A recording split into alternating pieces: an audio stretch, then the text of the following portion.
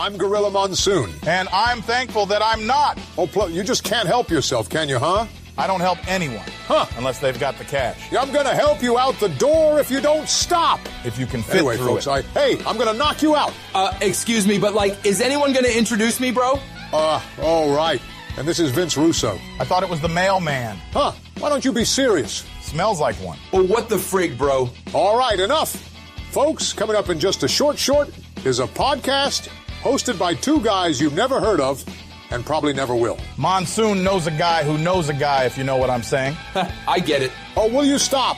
Folks, Chris and George or something, they do the Hot Tag Podcast, and here it is. All right, what's going on, everybody? Welcome to the Hot Tag Wrestling Show. I am your host, Chris Francesco. Joining me, as always, thank God, George Rogers. George, what's going on, man? How are you? Hey, that's it.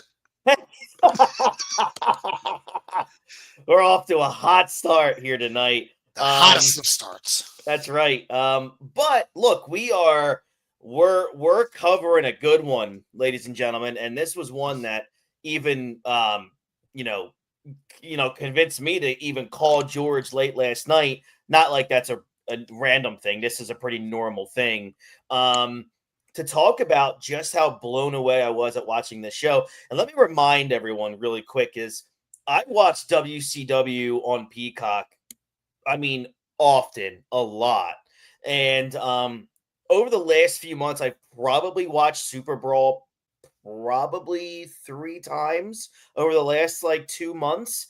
And I think after watching it again last night to really prepare for this show, I think the reason why, George, and we'll talk about it is, dude, I felt like, again, and we talk so much about how incredible 1997 was. Dude, it was peak fandom for both companies. The Final Four crowd was pretty good. Even though Sold Out sucked ass, that crowd was okay. The Royal Rumble crowd was okay. But, dude, once you get to the Cow Palace here at SuperBrawl, holy cow, everything that happened, everyone that walked through that curtain in San Francisco, dude, it was over. Do you know why the crowd was so hot? Because there was actual stories going into the show. That too, but it's the Cow Palace, baby. Everyone's hyped at the Cow Palace. Yeah. You could have an insurance seminar at the Cow Palace. Every insurance adjuster is getting a standing O. That's right. Yeah. So look, welcome back, everyone. We are so excited to cover this show. I've ever since we talked about covering the 1997 in order from pay-per-views. I was really excited to get to Super Brawl 97. And again, we're stepping straight back into chaos, drama, the absolute madness that was, WCW 1997. It's February 23rd, 1997. We're in the Cow Palace in San Francisco. The NWO is running WCW like a hostile takeover. Sting is somewhere lurking in the rafters without saying a word.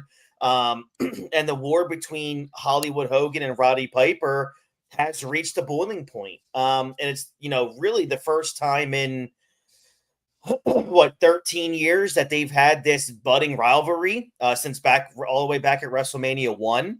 All the way back, but even before that, because they didn't do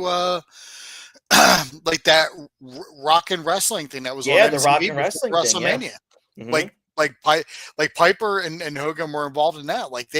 They have a pretty storied rivalry. Yeah, it doesn't once it ended, that was pretty much it. It never really went back. But I mean, it was magic.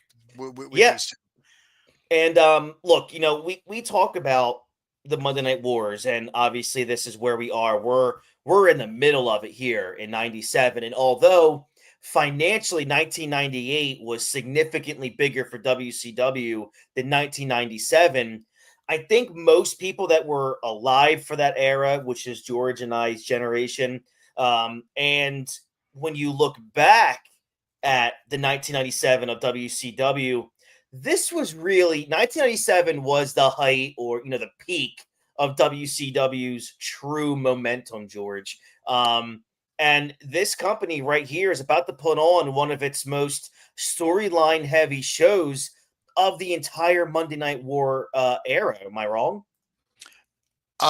You're not.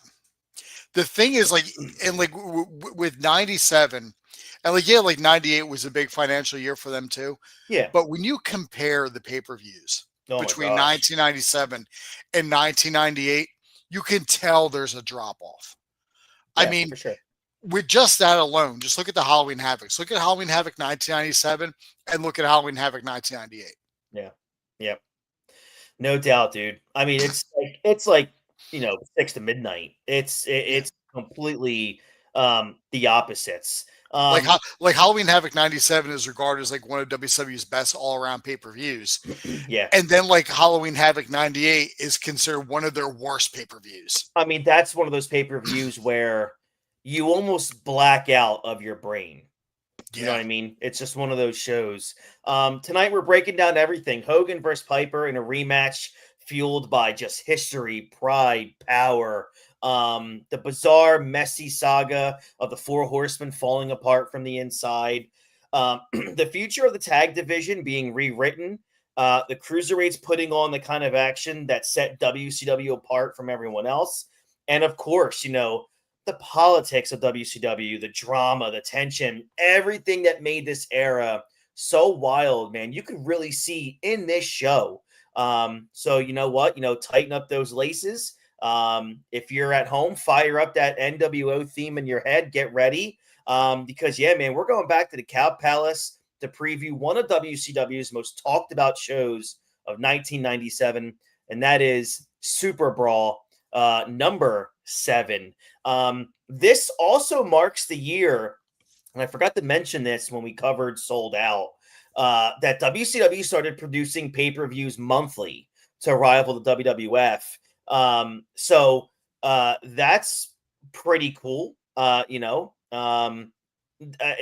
It's pretty neat to think like in this time period, this is where WCW really started saying, all right, cool. We're not just going to focus on just a couple pay-per-views and mainly just Nitro. We're going to have a pay-per-view every month. But looking back, George, one of the biggest problems that WCW had, in my opinion, was, I think you and I talked about this before, is everything was all about Nitro. Even the pay-per-views was almost like just a preview to the next Nitro on Monday night. It wasn't like WWF programming, which was always use Raw, use that as a fuel, as an avenue to make you want to buy the pay-per-view. I felt like WCW just did not use that formula at all.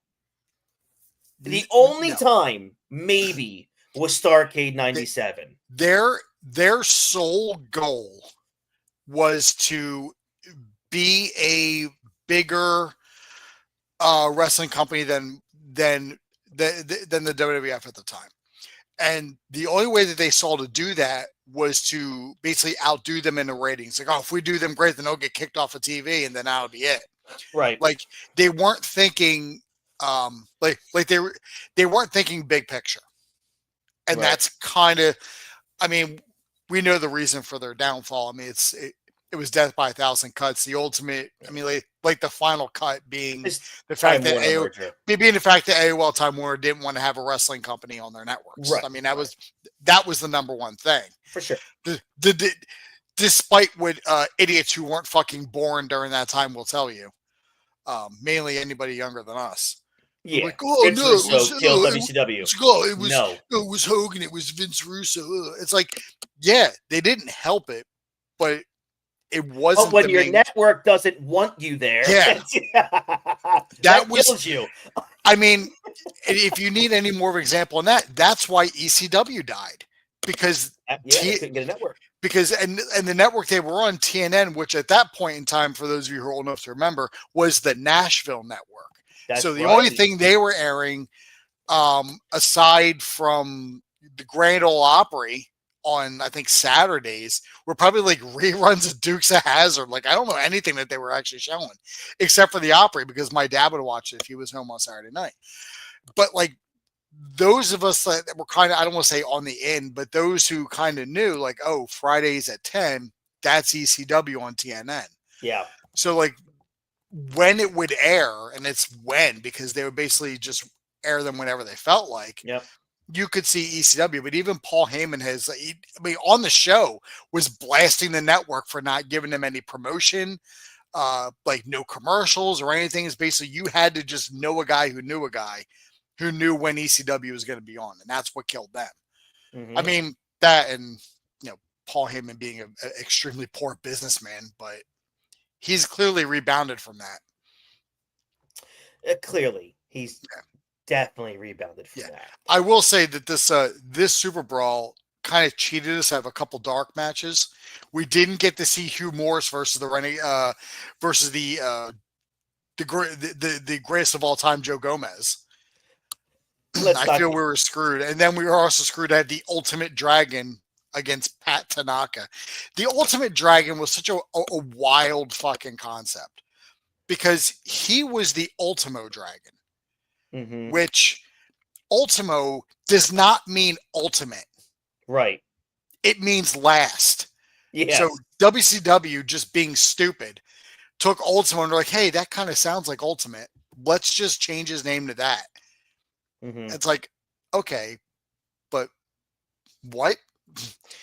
Which is even more hilarious now over on the other show with Mercedes Moné running around with her weird fucking titles, and she's calling herself Ultimo Monet. It's like, so what? You're the last Monet? Oh, thank God! Oh, no doubt.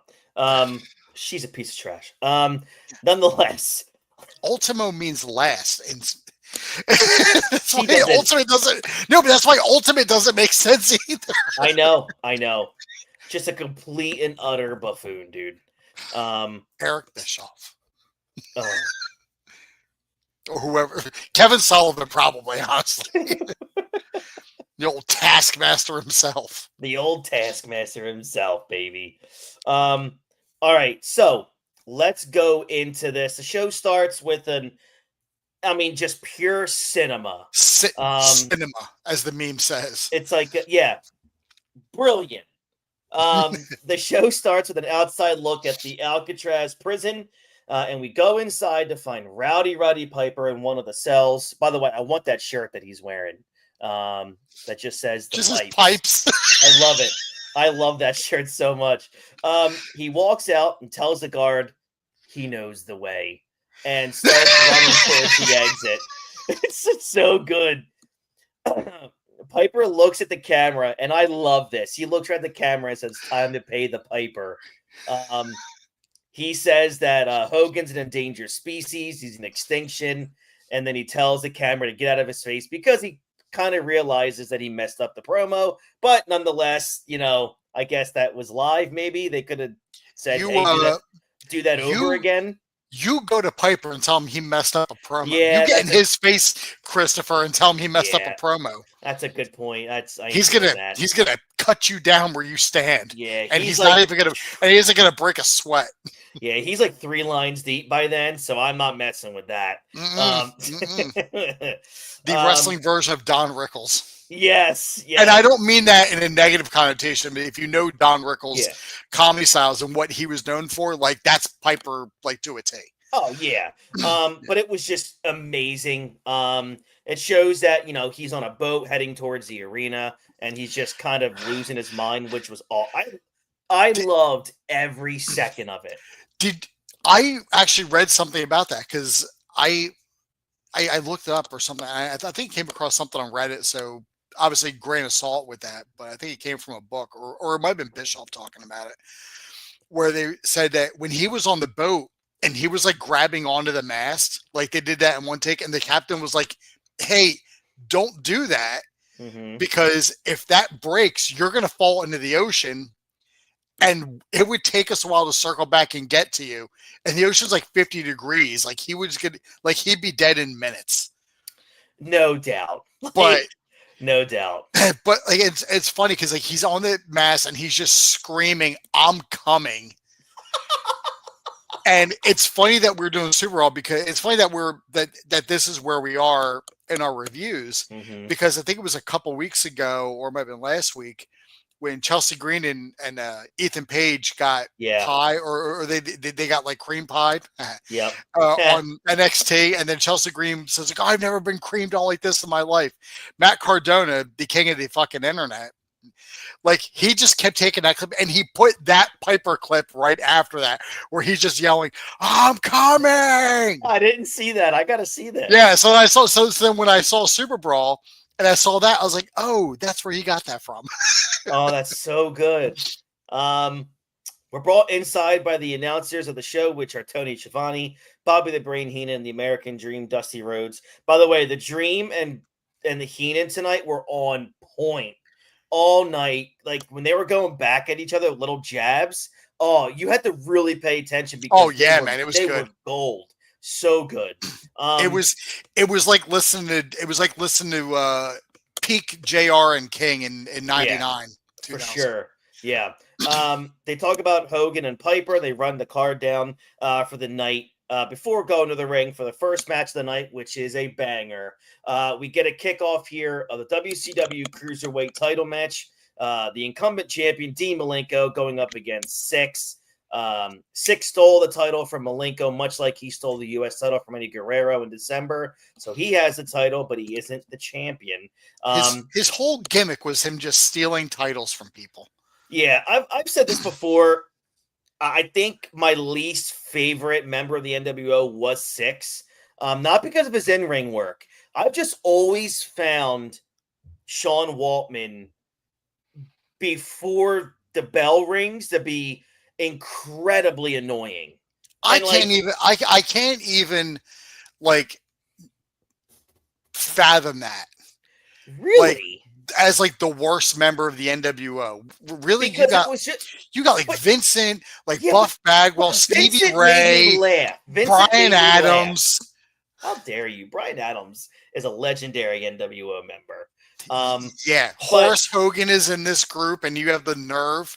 You sit there with your beard, and you tell me Syxx is the worst member of the NWO.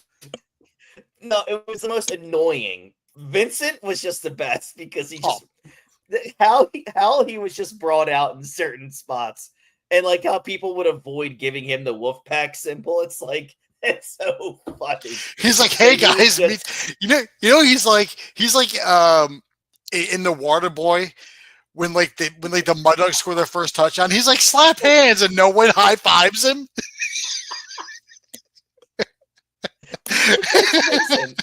Man. So this match goes just about 12 minutes. The winner and new WCW Cruiserweight champion is Syxx. Dude, I mean, this match alone was better than all of Sold Out. Like this one match alone was better than all of Sold Out. Malenko started off hot, hit some really big time moves for near falls. Both of these dudes had great chemistry, which made I thought the match flow so smooth. Malenko was just in a league of his own as a technician in 1997. Syxx had some really good moments as well. He just was incredible at being the selling heel. The finish, obviously, we know involves Eddie Guerrero. By the way, I can't believe today is the 20-year anniversary of the passing of Eddie Guerrero. Mm-hmm. That's just incredible. It's been 20 years. So, look, I thought the finish involving Eddie, George, was actually shockingly for WCW at the time, a very creative finish. It served storyline purposes. And most importantly, it was an incredible start to the show. I look at this and everything that went involved and like the storylines that were woven in, and I look at like the next year in WCW. It's like, what happened? I know. Why? Like, what caused you to just give up? Like in 98? Is it like the fact that like by the time like they really get cooking in 98, Austin has already taken off on WWF and they're just like, fuck, we got nothing. and like they're not taking the time, and they're like, shit, like we need to like combat this quick, or it's gonna put us down. Yeah. I mean, I think they just coasted. It's one of those things. I think they just coasted. I don't know why, but they did. All right, Mean Gene is back for this show, obviously after Miss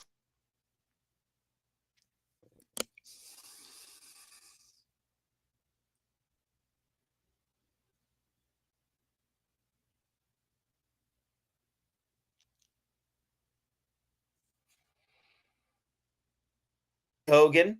He's got Piper. It won't be Hall and Nash. They got their own issues with the tag team titles on the line, and it won't be Six, who just wrestled, who obviously now are all four of those can't be it. Paige runs down all the members of the NWO before landing on Buff Bagwell, and then shockingly, Gene gets something said to him in his ear, and Gene tells Paige that he will in fact be facing Buff the Stuff Bagwell. And then Paige just says, I hope Bagwell is ready to feel the bang. And then Gene sends it back down to the ring. What did you think? It was a weird setup for that promo. Part of me feels like up until that moment, I bet Paige really didn't know he was wrestling that night. So who knows? I think they were just trying to make it seem as though like to get DDP off his guard. To be like, oh, we're not going to tell you who you're going to face. So he sits there and runs everybody down. And then, like, at the last minute, they're like, oh, hey, just tell him he's wrestling Buff. Yes, that's it. And they're like, it's like, all right. And, like, he looks so disappointed when they're like, oh, it's Buff. And he was just like, fine.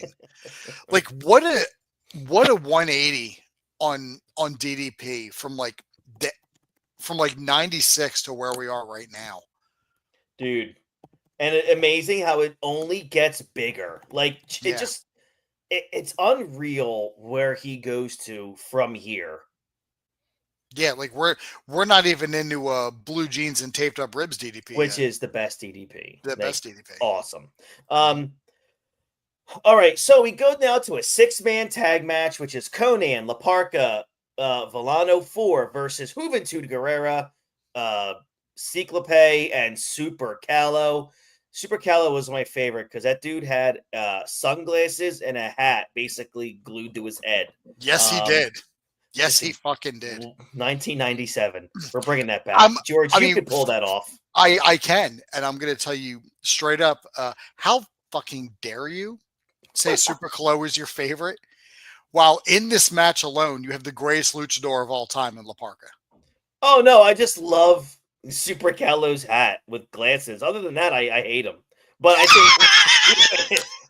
think, I mean, other than that, like, just get off my television. I watched like 2 matches with him where he like almost killed Rey Mysterio like 8 times. I'm like, why is this dude even here? But whatever. He's no Ciclope, I'll tell you that. He's no Ciclope. The best the best Ciclope is 1998 Slamboree Ciclope. Yeah. If you know, you know. Yeah, if you know, you know. The winners after just about 10 minutes is Conan, La Parca, and Villano, the number 4. This wasn't it. Like, this match was definitely entertaining, but it was impossible to follow along with, like, towards the end. There were no tags. All 6 men were in and out throughout the entire match. It wasn't billed as basically, you know, an all-out, you know, no tag. It wasn't billed that way. There were incredible good moves. Near fall after near fall. Although the ending was really weird because Juventud definitely got his shoulder up before the 3. Absolutely, like, that was something. But look, I have to give credit where credit's due, dude. We're 2 matches in, and this is already so far. I know we're 4 pay-per-views deep in the 97. We're 2 matches in, and this is already shaping up to be the best match of 97. The best show of 97 so far. Yeah. Absolutely. 100% agree. Although, like, it was cool when they did like that weird like star submission hole in the middle of the ring. Yeah, and then they did like the surfboard charge. I'm like, that looks cool, but at the same point, I'm like, what purpose does that solve? Yeah, I don't. Because it's like, because the ref is just like, I don't know what to do if any of them tap out. Apparently, he doesn't know what to do when somebody kicks out, so it works out. Wow. So just real quick, if any of you follow sports, Shohei Ohtani just won his third straight MVP, and Aaron Judge wins his second straight MVP. So, oh well, nobody cares about Aaron Judge. Did he win a title this year? No, he definitely did didn't. not. No, he didn't. But it's crazy, man. Ohtani, his fourth MVP in his last 5 years. It's just so anyone who whines, shut the fuck up, because you're living in one of the most unique eras in history. That's the thing. It's like you get to watch this. Yeah, and with baseball, it's not like football. It's just quarterbacks where you can and in football, you can have the greatest pass of all time, but no one's going to remember it if a flag is pulled on the play. You know what I mean? But a home run is a fucking home run. Yeah. The umpires are suspect beyond There's fucking something. belief. But pitchers aren't just throwing fucking grapefruits at Ohtani for him to nail out of the fucking park. Right. That is not something that's happening. Right. The guy is just a great fucking ball player. Yeah. I mean, look, I think we've all talked about this before, not to go off topic, but I mean, Barry Bonds is probably the greatest baseball player to ever live. But I'm pretty certain we can get to the debate now that Shohei Ohtani, because he does it, he's not just an incredible hitter. The dude can pitch. If Barry was on a team that cared, yeah, he'd probably have a fucking ring. Oh, yeah. I mean, Barry's got, I think, 6 MVPs. So, I mean, look, Barry is Barry, but I just want people to know I've heard people say, oh, we're going to get Aaron Judge and Shohei Ohtani fatigue. To me, that comes from people who don't really care about the sport and fantasy baseball players, because or people who the only time they watch baseball is when it's primetime baseball or something or when it's aired, when you get that game that's a Sunday Night Baseball ESPN, which typically those are going to be higher market. You're going to have higher market teams in there. You're going to have your Dodgers in there. You're going to have your Phillies in there, your Yankees, teams that have a larger following. You know who they're not going to put on fucking Sunday Night Baseball? The Pittsburgh Pirates and the Colorado Rockies. Nobody gives a shit. Yeah. But you're going to end up seeing a lot of Ohtani if the Dodgers have a lot of primetime games, or you see a lot of Judge if the Yankees have a lot of primetime games. Right. So the fatigue isn't because they're being forced down our throats. The fatigue is you just don't watch enough other baseball. Yeah. So my advice to all of you is just appreciate it. If you were a NASCAR fan, it's a shame that people didn't appreciate Jimmy Johnson. It's a shame people didn't appreciate in his prime Jeff Gordon. It's a shame that people appreciated fucking Jeff Gordon. Yeah, but I mean, I used to go to a lot of races, and it was all junior, and people would be like, "Oh, Gordon sucks." I'm like, dude, what do you mean? He's got the second most wins ever. I mean, I don't know how NASCAR races are judged. So it's I don't know how that works. Being great at driving, it's I mean, I've driven the last 20 years and I haven't had an accident. So you're prime in my book. Am I as good as Jeff Gordon? You damn right you are. You might be better. You've never gotten to an accident. He's hit many a walls. Pulled over many times, but never hit anybody. Yeah, right. But so just appreciate it, because Tom Brady's gone. LeBron's, they're all going to be gone. And that's the thing. For us, when we were in our early 20s, when Brady was jumping on, and we're just oh, fuck this guy. Oh, no doubt. And now we're just I miss it. And now we're old and we're seeing the same thing with Mahomes, but now no one gives a shit, because it's man, I don't remember how bad the flags were back in the day, but Yeah. They're just not calling a single thing on the Chiefs. That's why Mahomes looks so good. So to give it a comparison from a wrestling standpoint, everybody, if you're a wrestling fan that's our age in the mid to late 30s, and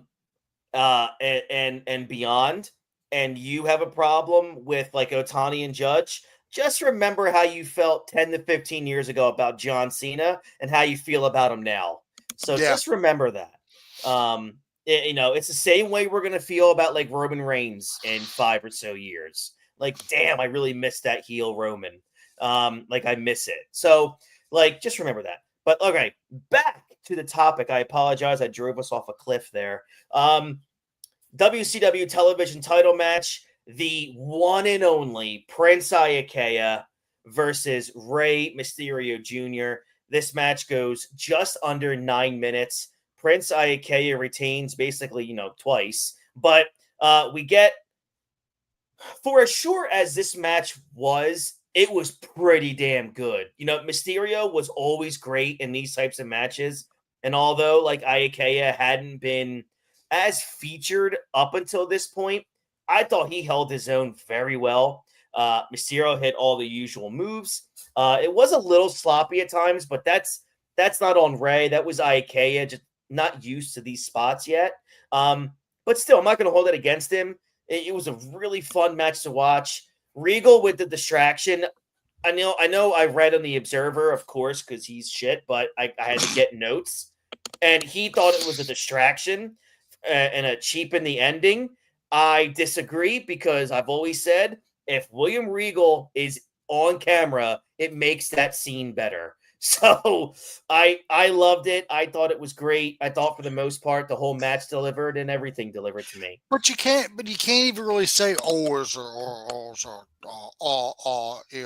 distraction, because it's storyline. It's part of the storyline. There was a feud. Exactly. Like, we're continuing it. Dave, I understand you don't understand the concept of stories.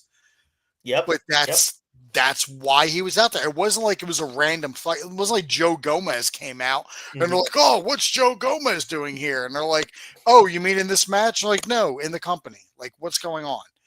Yeah. Like, it makes sense storyline wise. Yeah. Which, if Dave is just calling it a distraction and doesn't understand it, it makes me wonder, is he actually been watching the weekly shows on a regular basis? As he claims to have done. No. Mean Gene is backstage and he talks about some of the matches coming up tonight, as well as shilling the hotline again. That's 1-900-909-9900. Please use your parents' permission to call. And when you call, the WCW will let you know that you are fucked. The Giant joins him and Gene talk. And by the way, what they're calling? Is that what they're saying on the other line? Yeah, they're saying you call it and Mean Gene's like, you're fucked. Yeah, like, thank you for your $37 for this next 3 minutes. By the way, I want to let everybody know, I'm assuming the Giant did his own body oil for this promo. If not, whoever was responsible for this is not very good at their job, because just like Big Show's arm was glowing from the baby oil, the rest of him looked oddly dry, and like little patches of oil were just around him. So fucking weird. What is this guy doing right now? You're a giant. You're not uncouth. It's just so I love the word couth. That's a great one. Gene talks to him about his match coming up against the Outsiders. The Giant says that he has ridden them with them in cars, and that's all they want to do is get the Giant worked up.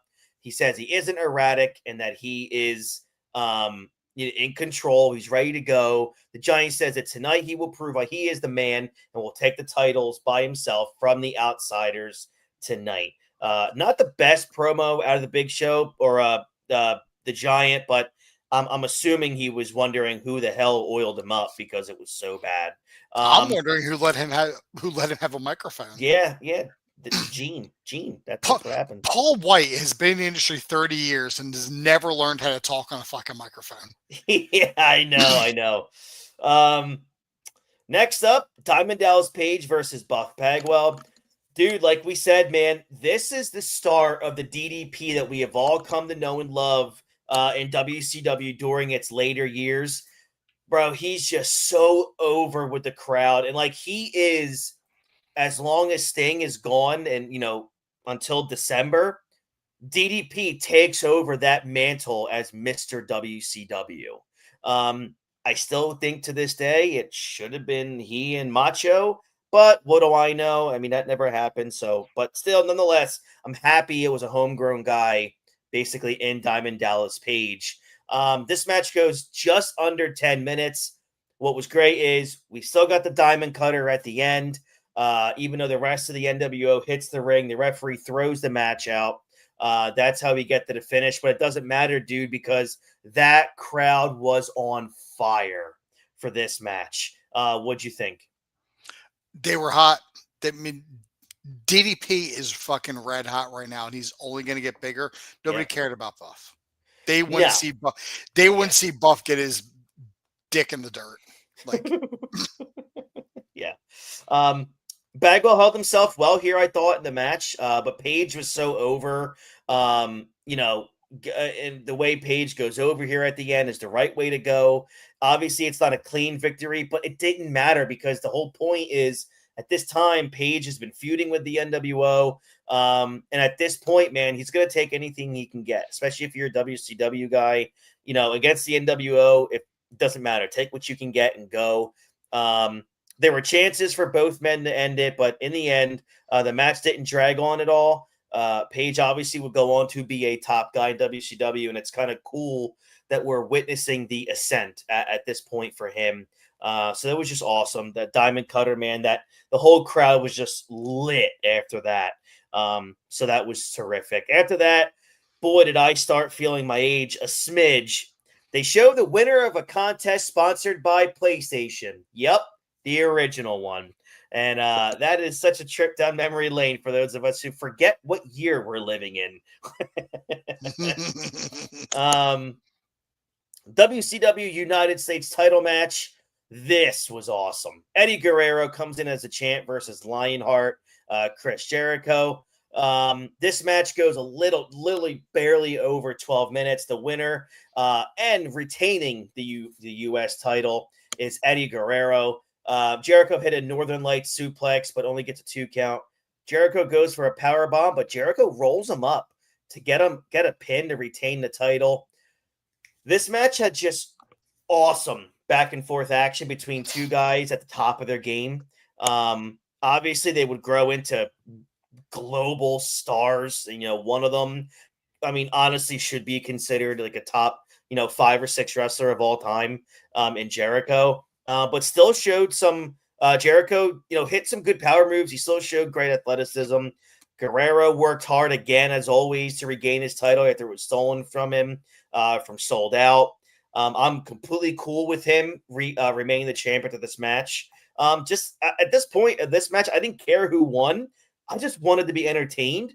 And George, I think this match did just that. I don't care about the ending, really. 5 stars, man. Like, I agree. Hands down. You got when I was looking at the match card before I watched it, I'm like, you're giving me Eddie Guerrero and Chris Jericho in 1997. Yeah. Mm-hmm. Like both of these guys haven't even hit their peak yet. No.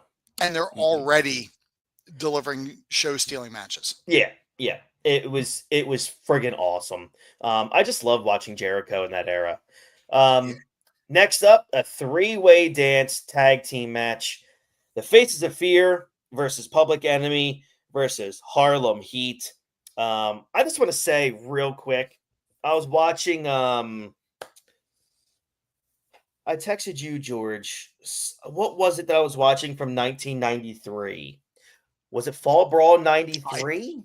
I don't. No. You're watching Halloween Havoc. That's it. I was watching Halloween Havoc because you were saying how astonished you were that Booker T has been around this long. I'm watching Halloween Havoc 93, and I'm like, God, Harlem Heat is a tag team in 93. We're at 97 in their peak. Here's a wild thing for you to think about. Now, think about this real quick and put it in your head. Booker T never had a final match. I know. He's not retired. he could get in the, I mean, I'm sure he'll have a match at fucking Saudi Mania. Oh, Why yeah. not, right? Yeah, he's gonna, like they're gonna like put him and Goldust back together as a tag team. That's what's gonna happen. Wow. But it's like weirdly, I can't even like put words into it. Just like the longevity of this guy, like what it really means is kind of like take care of your body in this industry. Yeah. And like protect yourself. It's not like he's, he wrestled and then he was off for 10 years or off for like 5 years and then came back. He's been consistent.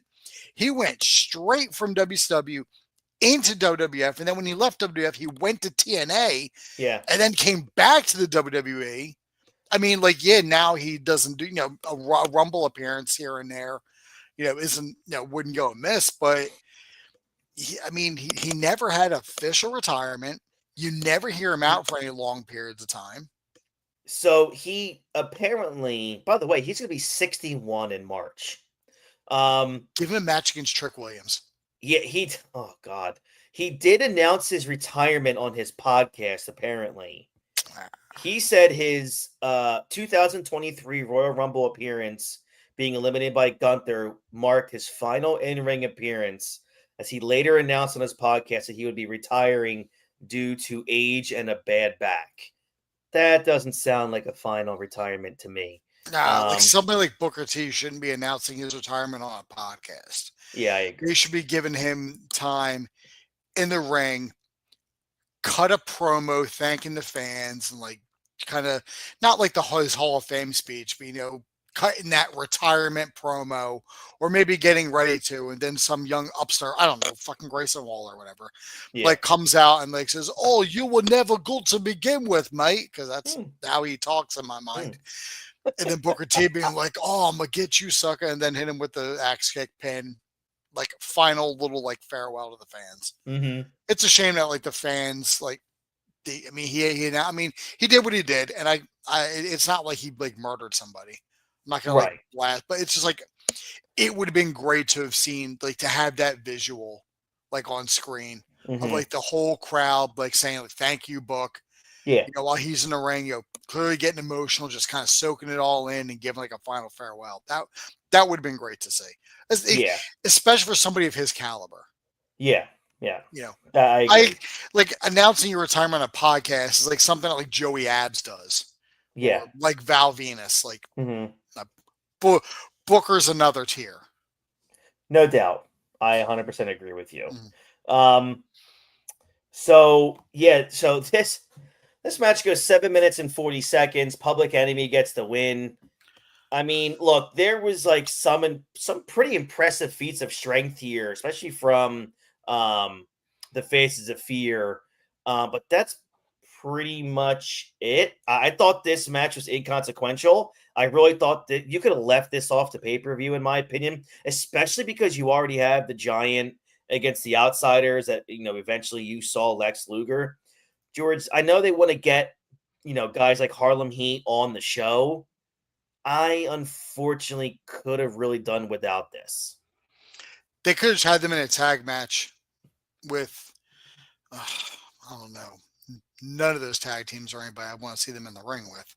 Yeah. I mean, maybe Face of Fear, just because Ming and Barbarian are infinitely better in the ring than Johnny Grunge and Rocco Rock. But I feel like, I mean, even if you don't even want to have Harlem Heat on the show, which would be a travesty, it really just should have been Public Enemy and Face of Fear just beating the piss out of each other for 7 minutes. Yeah. No Stevie Ray and Booker T don't really fit in with that because they're not brawlers like that. No, they can work. Yeah. I mean, Stevie Ray might be a little bit more of a brawler than Booker, who's maybe a little more technically sound or better like all around. But that's just because he's a big guy. Yeah. Yeah. But like we all know about Ming. He could have won that match. He could have won that match by himself. Like as a shoot, he could have won that match by himself. And he would have had a cup of beer in his hand and he wouldn't have spilled a drop.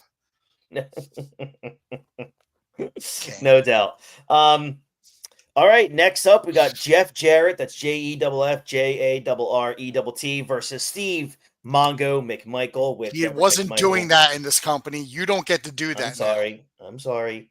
You This wait till he comes storyline- back with Southern Justice. This is the last Outlaw versus Steve Mongo McMichael. This storyline has been going on for a while So now. much. Sorry, man. There's levels to Jeff Jarrett.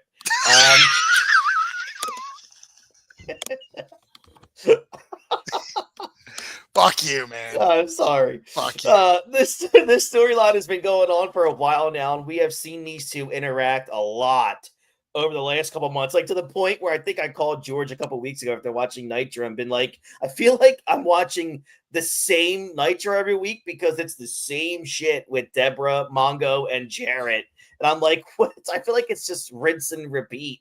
It pretty much is, except with this stipulation. If Jarrett wins the match, he will become an official member of the Four Horsemen, which at this point he already was, because at this point Flair has already cut 2 promos calling him a horseman. So I don't know what the hell we're doing here, but neither do they. Nobody does. No. Somehow with Mongo, we get an 8-minute match here. This will never be mistaken for a technical masterpiece. McMichael was, look, with all due respect to Mongo, the Hall of Famer, God rest his soul, honestly. He is probably in the top 5 of one of the worst workers I've ever seen. And look, it doesn't matter. He was an incredible personality. I mean, the dude had a lot of charisma, but he just wasn't a great worker in the least. But you have Jeff Jarrett in there who definitely could carry any match that he's part of, and he did his best here. There was a couple of nice near falls, but the overall story of the match was between Jarrett, joining the Horsemen, and Deborah's alliance to someone not her husband. It was fine, nothing spectacular. Jarrett, the match ended. I thought it was actually a pretty brilliant ending, in my opinion.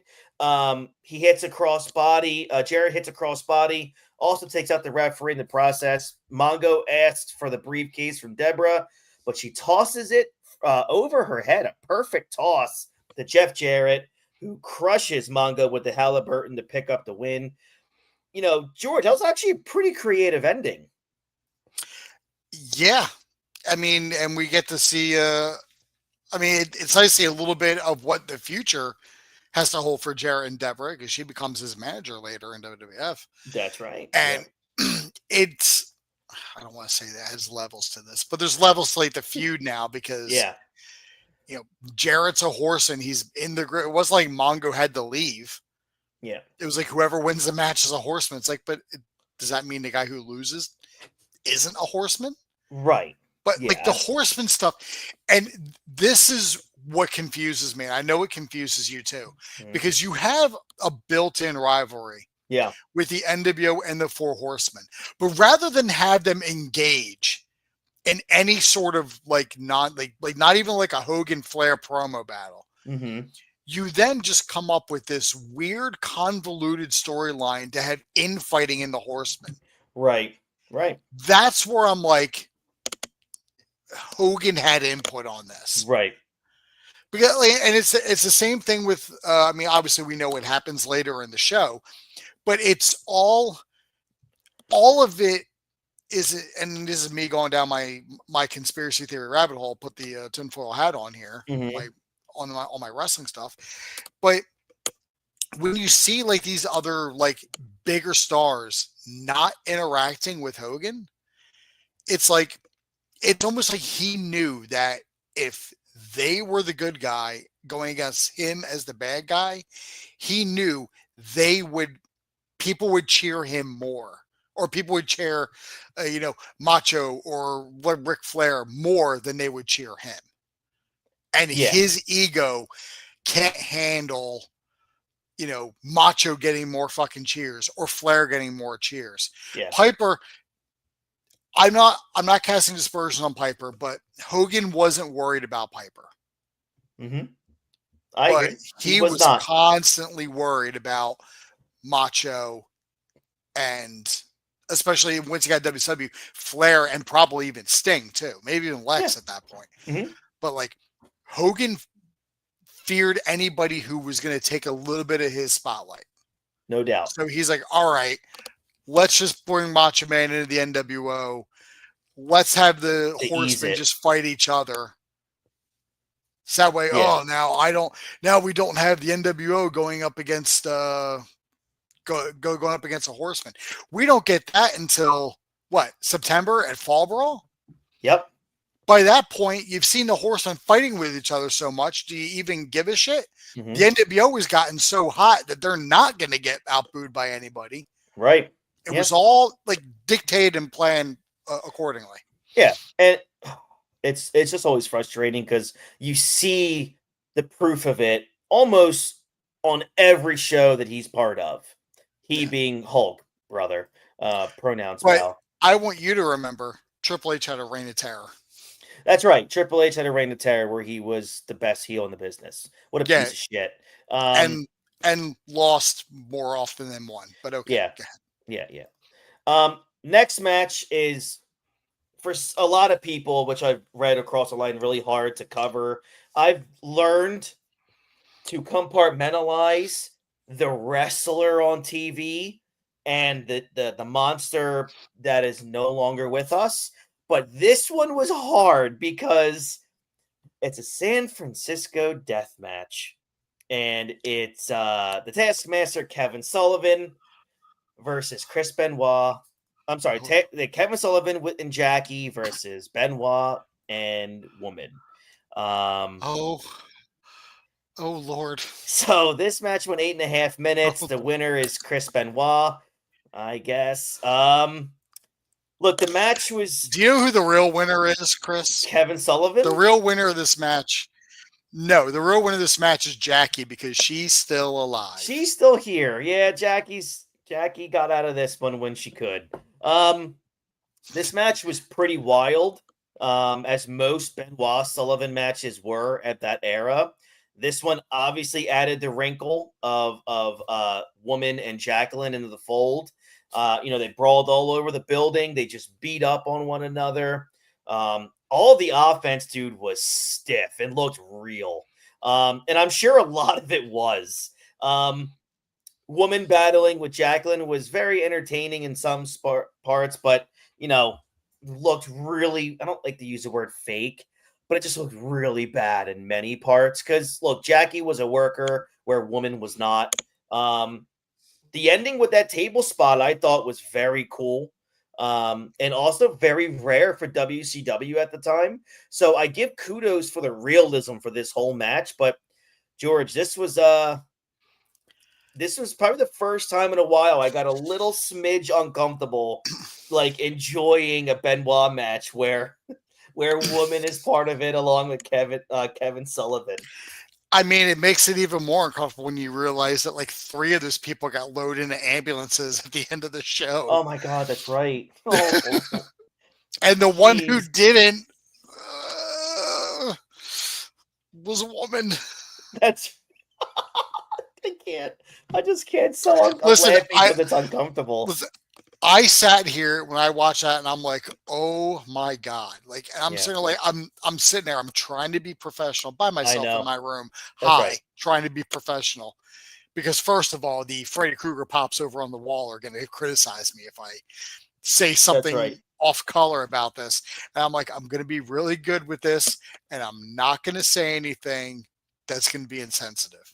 So therefore, I'm not going to say anything insensitive, aside from what I had previously already said. But those are more or less pointing out things that are happening on the screen. Mm-hmm. Not me saying, oh, preview of events to come. Not me saying shit like that. But and like, we know that this feud is just going to keep going. Mm-hmm. And there's probably the most uncomfortable thing about this feud is the promo that Benoit and Woman cut when they're in the restaurant. That is like the most, especially considering what we know is going to happen. Yeah, if you're going to edit out something on the network, that might have been it. It is insanely uncomfortable to watch. It is. Yeah. Do you have an issue watching Benoit matches? I don't. Okay, I don't I either. don't have an issue watching him. I mean, when he's in something called a San Francisco Death Match, That's my tough. mind Yep. is clearly Yeah. going to go someplace else with it. Yeah. But if I'm watching a random Nitro, especially what was that one in late '99? Benoit and Bret Hart Oh God, tearing the yeah. fucking roof down. Like Yeah. I'll watch a Benoit match because I know it's gonna be a great match. Yeah. Mhm. So you have to. I mean, I'm not going to go out and praise him, Right. but I am going to say he's one of the best in-ring workers of all time. Oh, no doubt. But Yeah, obviously that's yeah. tarnished because he's also a piece of shit. Yes. But but it's not like I'm going to get triggered and be like, oh, I'm not watching this. Like, I can't believe this is up. Skip this. I'm not going to do that. Right. I'm going to enjoy what's in front of me. That's like if I go back and watch an old movie and you get, or here's a good example. If I go and watch Back to the Future and when like Biff's friends throw Marty in the trunk of the Starlighter's car and they get out of the car and 3D says something extremely off color, that'd be like me saying, you know what? I don't want to watch this movie anymore. Done forever. Yeah. Like, no. Yeah. You take it with what it is, unfortunately. Can't be mad about shit that happened, 30 years ago. Right. Especially when you don't know what's going to happen Of course. at that time. Yeah, no doubt. They have a commercial for WCW Uncensored, which obviously we will be covering. WCW Tag Team Title match now. The Outsiders, Scott Hall and Kevin Nash with 6, coming in as the tag team champs versus the Giant alone. Supposed to be Lex Luger, but he's supposed to be part of the match, but he was banned by Eric Bischoff due to having an injured left arm. So the Giant's out here alone. The Giant is officially at war with the NWO after being part of the group for a number of months. This match goes 9 minutes. The finish was, it was amazing because of the absolute bonkers crowd reaction. And this is, before the era of Austin, and it was that type of pop. Let me just be clear that the pop started before Luger when Nash jackknifes the Giant, which was just that visual was amazing, George. It was fucking insane. Yeah. And I also have to give credit where credit's due because we all know, I still believe to this day that Kevin Nash has never drawn a dime in the wrestling business. However, tonight in this event, he had his working boots on because he was selling like a mother for the Giant, and then later on for Luger. Second pay-per-view in a row. Very much so. Where Kevin Nash has working boots on. Don't get used to that, folks. He put some shits away for quite a bit. For like the majority of 97 and almost all of 98. That's right. Nash picks him up, hits the jackknife powerbomb, he being the Giant. It was incredible. Just visual to see that. Obviously the Giant helps him out a lot on that one, but still incredible. Luger is coming down to the ring and Bischoff is trying to stop him, but Luger legit just throws Bischoff down on the concrete floor. Luger gets to the apron begging for a tag. The Giant tags him and the crowd is on fire. And just takes everyone out. He signals for the torture rack. He puts Nash in it. Nash gives up. You have the referee who's going nuts to ring the bell for a big WCW win. Dude, that was a spectacle. And I'm in bed watching this, and like I sit up at one point like, this is awesome. Like, I love this shit. And this is 29 years ago. Just awesome, man. I thought it was overall a lot of fun to watch. How about you? Absolutely. I mean, like when he went for the jackknife on the Giant, I'm like, oh, like his back's gonna give out. He's not gonna do this. Yeah. And then he hit it. The crowd fucking exploded. Yeah. Because then you figure the storyline wise, not the storyline with this, but with what we know of the Giant, is he's the son of Andre the Giant. Mm-hmm. You would never see that happen to Andre. No. Not even a because fucking Andre little was a boss. shoot 550, 600 pounds. Yeah, he wasn't like build 540, but in real life, like 480. Like that was like, that's not, I mean, we saw Nash powerbomb Taker and we're all like, wow, that was fucking massive. But then when he does it here, it's like, oh, like, damn. You know that wasn't happening to fucking 2002 Paul White, who was a legit 500, like, fat, doughy piece of shit. That's correct. All right, after the match, the Giant chokeslams Hall and gets a pin, but that didn't matter. Luger and the Giant celebrate in the ring as the new tag team champions. Just awesome. But they just keep throwing Luger in tag teams with random people. It's like, hey, you're going to win the tag titles with Sting. Hey, you're going to win the tag titles with the Giant. And I think he wins the titles again later with Buff Bagwell in like 2000. He does. Yep. When they were what were they totally buff? I think it was because they were buff. Yes, because that was when Luger started calling himself the Total Package and not Lex Luger. That was when he was on all the gas. Oh my God, he was on so much gas. He couldn't even move. He was on so much gas that he's like, you know what? I can't take all this. Here, you have some. And his valet's like, sure. What's the worst that'll happen? Oh dear. You're not wrong. Not at all, actually. All right, so let's get to the reason we are here. WCW World Heavyweight Title match. Hollywood Hulk Hogan coming in as a champion, of course, versus Roddy Piper. Piper comes out. He's still weathered after his stay in Alcatraz. Just awesome. Just pro wrestling at its finest. Didn't bother to shower. Didn't change his clothes. He's just a fucking mutant of a human being. Yeah. And that's why Piper's in my top 10. What a fucking legend. I love Piper. He had so much commitment to everything that was given to him. Yeah. He looked great too. Like he looked awesome. He looked better here than he did in 85. Dude, I know. So I'm just going to go over, I'm going to get to a certain point in the match, everyone, that I'm just going to read on about what happened. So I'm going to get to a point now where Savage starts walking to the ring. So well, it wasn't just Savage; it was Savage and Sting. And Sting, correct? Because they've been a BFF this whole time because they're holding that front line. Right. Yep. So here we are. They go to the outside again. They being Piper and Hogan. Piper hits Hogan with some stiff shots to the head before rolling him back in the ring. He crotches Hogan on the top rope as Sting and Randy Savage stand at the top of the aisleway. Savage starts walking to the ring, but Sting stops him, and they start walking to the back. Savage turns around and goes to the ring and is standing at ringside. Piper and Hogan are exchanging in the ring as Sting continues to look on. Hogan puts Piper down with a slam, but only gets a 2 count. He continues working hard on the head of Piper, rolls to the outside to regroup. Sting actually leaves the aisleway as Hogan continues to stomp away on Piper. Hogan wraps the leg of Piper around the ring post as Savage looks on. Piper looks back and starts biting Hogan on the forehead, and both men are just going back and forth. Hogan reverses an Irish whip and locks Piper into a bear hug. Just weird, but whatever. Piper starts to fight out of it, hitting Hogan in the head, but Hogan continues to choke Piper. He goes for an elbow drop, but Piper rolls out of the way.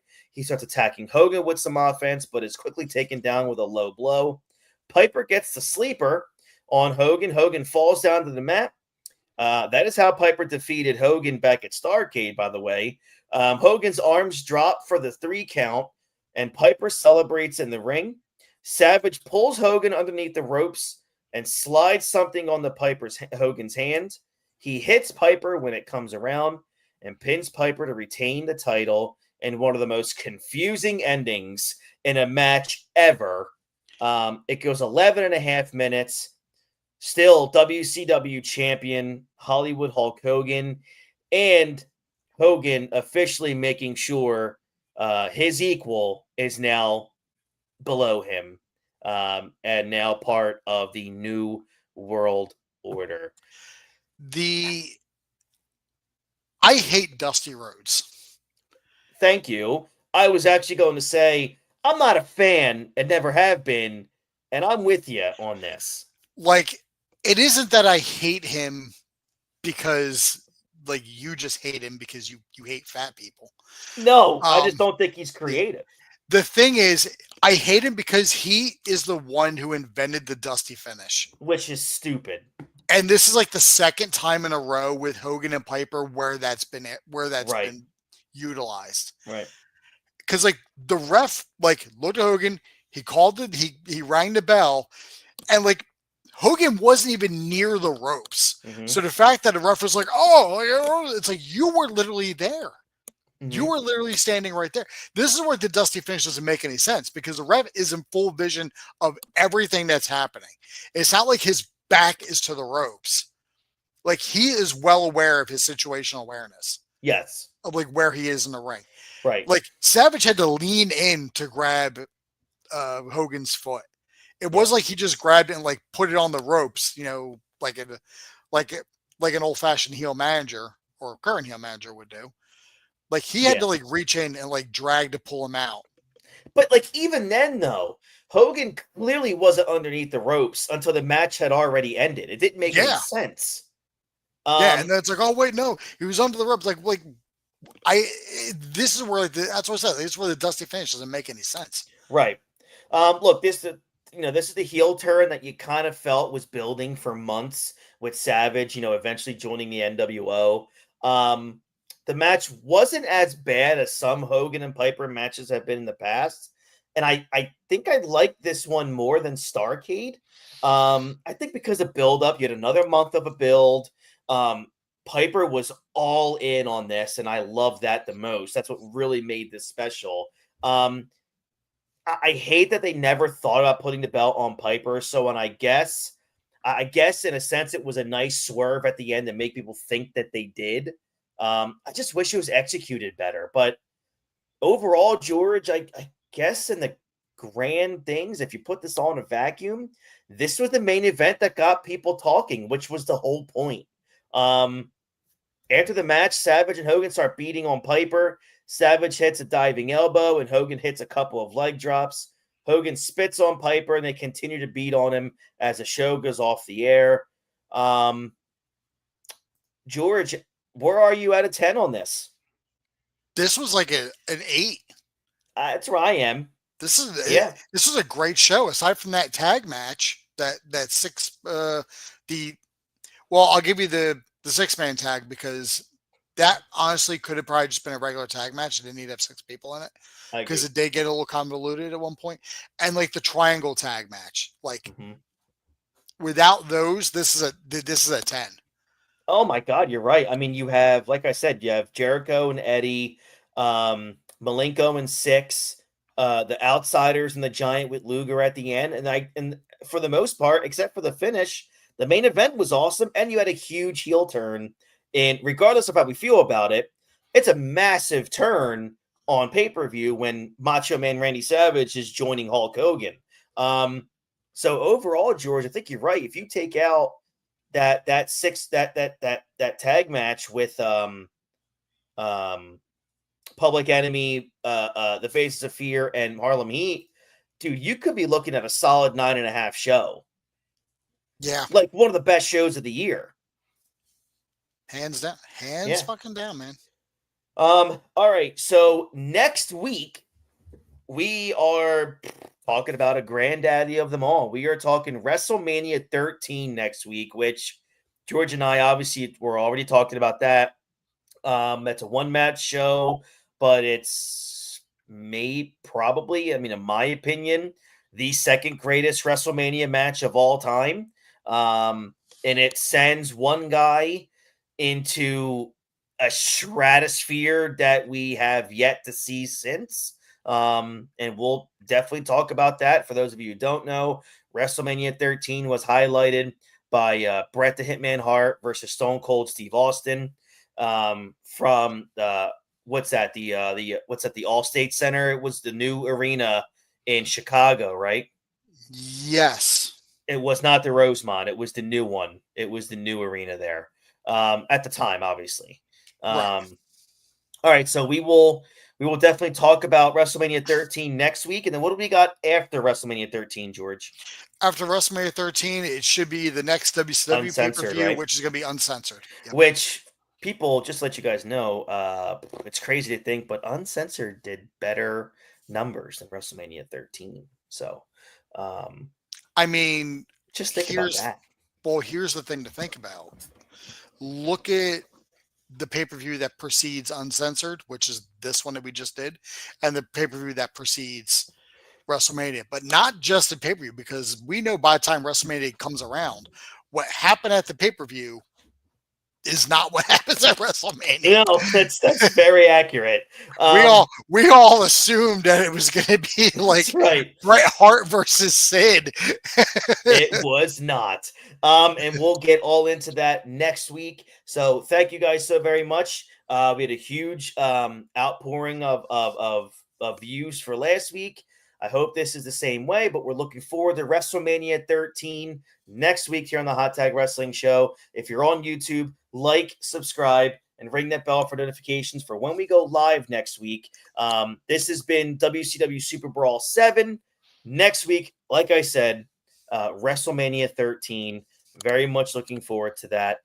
Before I get out of here, a very, very happy 30th anniversary to GoldenEye. So, can't beat it. Happy 30th. Cannot believe it's been 30 years. Unbelievable. Everything in that movie still holds up today. Of course, it forever will. It's unbelievable. I love that movie so much. Nothing in No Time to Die holds up to today. You're damn right it doesn't, fuckers. So especially the ending. So all right, everyone. I hope you have a great rest of your week and weekend. George, thank you so very much. I'm Chris D. Francesco, and we'll catch you guys down the road. Have a great one, everybody. Bye-bye.